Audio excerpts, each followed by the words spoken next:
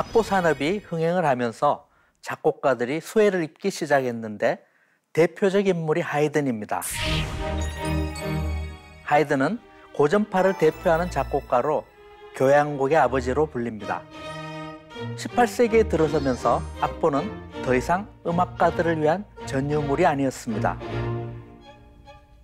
산업의 발달로 경제력을 갖게 된 중산층과 시민계급이 급속히 늘어나면서 음악에 대한 수요도 급증하였습니다. 경제적인 여유를 누렸다고는 하지만 음악가를 고용하여 집에 둘 형편은 아니었기에 스스로 악기를 배워서라도 음악을 즐기려 했고, 그러려면 당연히 악보가 있어야 했던 것입니다. 하이든의 명성은 이렇게 악보 산업이 성장하면서 온 유럽에 널리 퍼졌습니다. 여기저기서 하이든의 악보를 찾는 사람이 많아지면서 급기야 하이든이 쓰지도 않은 작품을 하이든의 곡이라고 속여서 파는 업자들이 생겨날 정도였습니다. 그 때문에 오늘날 하이든은 음악사에 이름을 남긴 작곡가들 가운데 위작이 가장 많은 작곡가로 남게 되었습니다. 에스테르하치 후작 가문에서 평생을 바쳐 일하다가 런던으로 갔을 때 그토록 많은 사람들이 하이든에게 열광하며 환영했던 것도 악보를 통해 바다 건너까지 널리 퍼진 하이든의 명성 때문이었습니다. 하이든은 아주 어린 나이에 부모 곁을 떠났습니다. 교회 성가대를 지휘하는 친척이 하이든의 목소리에 반해 그가 있는 곳으로 데려갔기 때문입니다. 우연히 빈의 황실교회인 성슈테판 성당의 주의자가 그 교회에 들렀다가 성가대에서 노래하는 하이든의 목소리를 듣고는 하이든을 빈으로 데려가게 됩니다. 당시 가톨릭 교회는 성가대에서 여성이 노래하는 것을 금지했기 때문에 변성기 전의 어린 소년들이 여성 성부를 노래했는데요. 하이든이 노래를 했던 슈테판 성당의 합창단이 바로 그 유명한 빈 소년 합창단입니다. 성슈테판 교회 성가대에 있는 동안 하이든은 성가대에서 받은 교육 외에 독학으로 음악 이론 공부를 했습니다. 당시 하이든은 로이트라는 사람의 집에 다른 합창단원 4명과 함께 머물렀는데 로이트가 밥을 잘 챙겨주지 않아 하이든은 늘 배를 줄여야 했답니다. 한창 성장할 시기에 못 먹어서 키가 작았던 하이든은 기를 쓰고 노래를 잘하고 싶었습니다.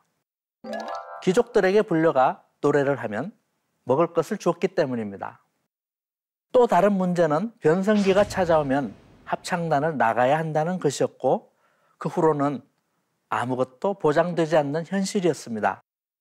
성가대를 나가면 당장 혼자서 모든 생계를 해결해야 했지만 아무런 대책이 없었던 하이든에게 사실은 그곳에 남을 수 있는 단 한 가지 방법이 있었습니다.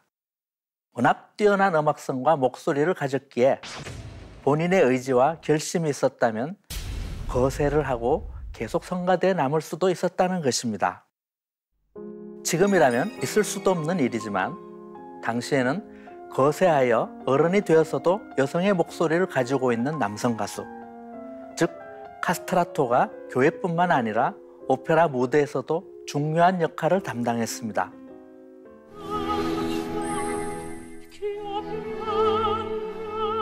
오래전 우리나라에서도 개봉되었던 영화 파리넬리는 바로 그 시대 유명했던 카스트라토 가수 파리넬리의 일대기를 그린 영화입니다.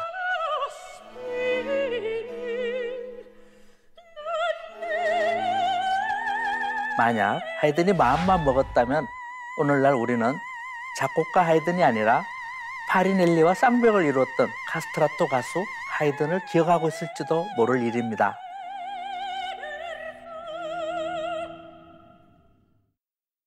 카스트라토가 되지 않고 거리로 나온 하이든은 당장 생계를 걱정해야 했습니다. 그래서 세레나데를 연주하는 거리악단 가차라는 무리에 들어가 공연을 하며 끼니를 해결했다고 합니다. 여러 해 동안 이루 말할 수 없이 궁핍한 생활을 하다가 궁정신 메타스타시오를 만나게 됩니다. 메타스타시오는 그에게 피아노를 가르치는 아르바이트를 알선해 주었고, 이런 인연으로 당대 유명 작곡가로서 런던 오페라계에서 핸델의 라이벌이기도 했던 니콜로 포르포라의 성악 반주자로 일하게 된 하이든은 비로소 제대로 된 생계를 꾸리게 됩니다. 포르포라는 하이든을 하인의 신분으로 고용했지만 동시에 여러 가지 음악을 가르쳤습니다. 뿐만 아니라 무명의 하이든을 빈의 상류사회에 추천하여 그가 피아노 교사와 성악 교사로 그리고 실내악 연주자로 활동할 수 있는 기회를 주었습니다. 음악가로 재능을 인정받기 시작한 하이든은 에스테르하치 후작의 음악 감독으로 일하게 됩니다. 이 시대의 음악가들은 주로 왕족이나 귀족들에게 고용되어 그들의 성이나 저택에 머물면서 그들이 원하는 음악을 작곡하거나 연주했습니다. 에스테르하치 궁에 있는 동안 하이든은 그와 함께 생활했던 동료 음악가들 말고는 동시대 다른 음악가들과의 접촉이 거의 불가능했습니다. 하지만 이러한 고립된 상황이 하이든에게 오히려 다양하고 모험적인 시도를 해볼 수 있는 기회를 만들어 주었다고도 할 수 있습니다. 당시의 유행이나 다른 음악가들의 평가에 신경 쓸 필요가 없었기 때문입니다. 당시 하이든의 말에서도 그때의 상황을 짐작할 수 있습니다.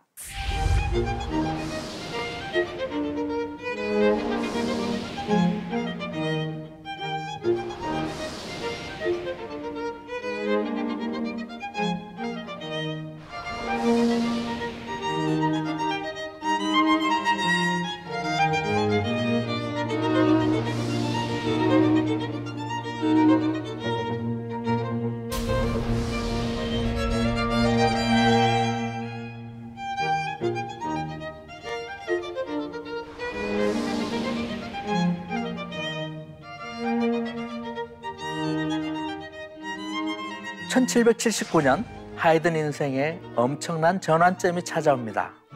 바로 에스테르하치 후작과 맺은 계약이 변경된 것입니다. 이전에는 하이든이 작곡한 모든 곡의 소유권이 에스테르하치 후작에게 있었는데 이때부터 저작권을 인정받아 이후에 작곡한 곡은 출판을 할 수 있었습니다.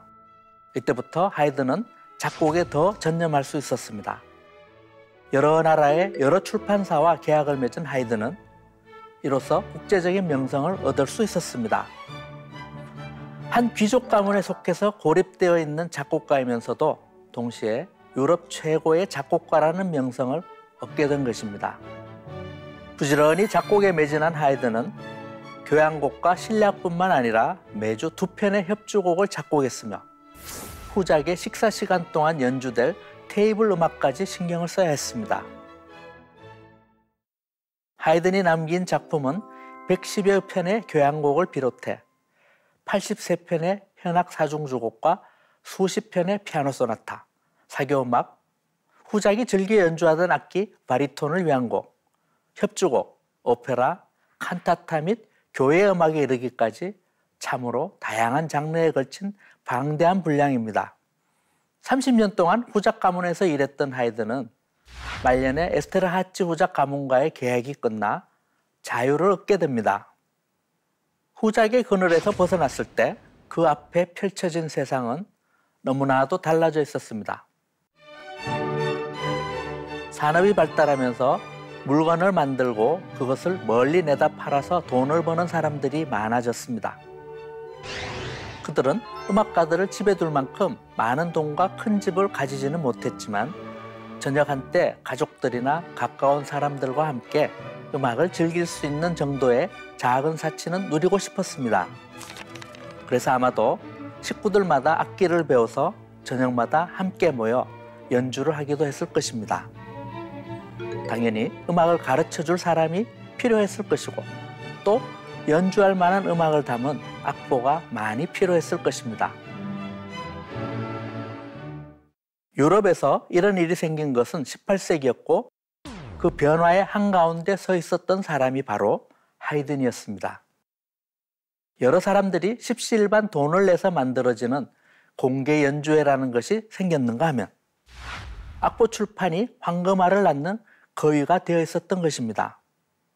그리고 무엇보다 놀라운 것은 자신의 이름이 온 유럽에 퍼져 있어 그를 직접 만나거나 그의 음악을 들으려는 사람이 한둘이 아니라는 사실이었습니다. 두말할 끝도 없이 하이든의 음악을 담은 악보도 날개 돋친 듯이 팔려나갔습니다. 문제는 하이든의 악보를 원하는 사람들은 헤아릴 수도 없이 많은데 하이든은 한 사람밖에 없다는 것이었습니다. 그러자 돈벌이에 혈안이 된 몇몇 출판업자들이 가짜를 만들기 시작했습니다. 말하자면 다른 작곡가의 작품을 하이든의 것으로 둔갑시켜 악보를 찍었던 것입니다. 하이든이 워낙 유명했기에 일어난 일이었습니다. 지금의 잣대로 가늠하자면 하이든의 브랜드 가치는 이 시대가 열광하고 있는 소위 명품 브랜드를 능가하는 셈이니 어쩌면 오늘날의 짝퉁과 같은 가짜가 판친 것도 당연한 일이 아닌가 싶기도 합니다. 한동안 음악사를 연구하는 학자들 사이에서는 하이든의 위작을 찾아서 밝히는 일이 큰 숙제였습니다. 그 덕에 전에는 하이든 작품으로 알려졌던 많은 곡들이 속속 그 정체를 드러냈고 그 가운데는 한때 음악 교과서에서조차 하이든의 대표작으로 소개했던 장난감 교향곡까지도 포함되어 있습니다. 학자들의 연구에 따르면 이 곡은 그 유명한 볼프강 아마데우스 모차르트의 아버지 레오폴트 모차르트의 작품이라고 합니다. 이렇게 수많은 위작들이 나타날 정도로 하이든은 큰 인기를 얻었습니다. 덕분에 하이든은 악보를 출판하여 얻은 수입으로 노년을 넉넉하게 지낼 수 있었다고 합니다. 그러나 훗날 동맥경화를 앓아 거동이 불편해진 하이든은 작곡의 어려움을 겪었습니다. 머릿속에 악상은 떠오르는데 옮길 수가 없었던 것입니다. 말년에 정기 작가에게 한 고백에 따르면 하이든은 내 머릿속 자체가 하나의 피아노 같다. 나는 살아있는 피아노다. 라고 했답니다. 죽는 날까지 작곡을 하고 싶어 했던 하이든의 간절함이 드러나는 대목입니다.